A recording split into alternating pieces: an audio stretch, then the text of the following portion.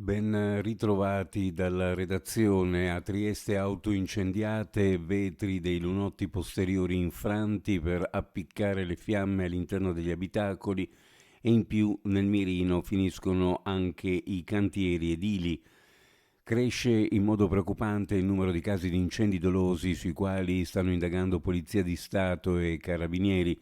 Una rapida escalation che ha preso corpo nell'arco di poco più di 48 ore, ma che a questo punto non può che alimentare la preoccupazione tra i triestini per i raid notturni dell'ignoto piromane, in particolare i rioni dove si sono verificati gli episodi incendiari da Chiarbola a Campanelle.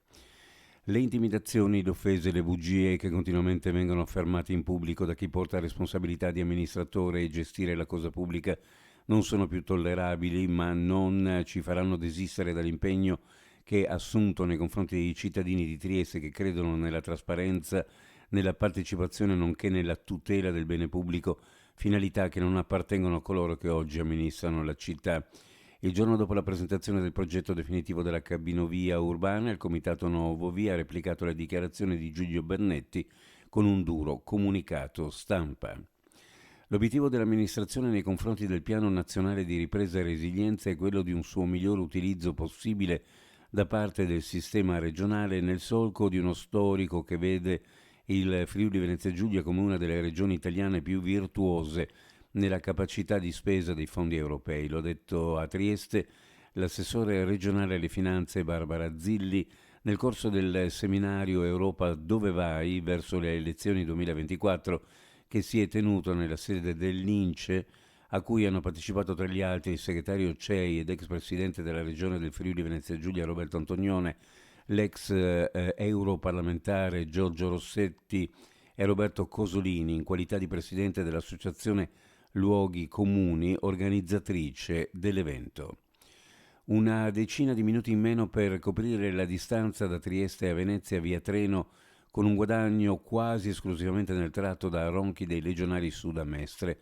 L'accorciamento dei tempi di percorrenza reso possibile con le risorse già disponibili, 278 milioni in particolare con i 219 del potenziamento tecnologico, viene confermato dai tecnici di Rete Ferroviaria Italiana. A Trieste presente anche il direttore compartimentale per il Nord-Est Carlo Di Giuseppe, altrettanto confermata al momento l'assenza di progetti che interessino l'alta velocità in Carso.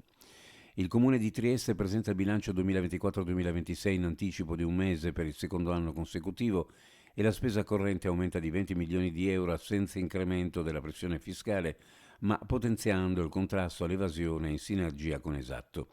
Il bilancio, ha spiegato in conferenza stampa l'assessore comunale al bilancio Everest Bertoli, chiude in pareggio a 742 milioni di euro.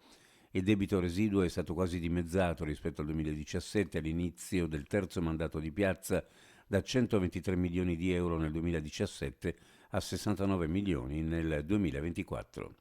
Uno sguardo alle previsioni meteorologiche sul Friuli Venezia Giulia. Oggi cielo in prevalenza sereno, con vento forte da nord o nord-ovest in montagna, specie ad alta quota. Sulle altre zone della regione vento in genere moderato, temporaneamente anche sostenuto.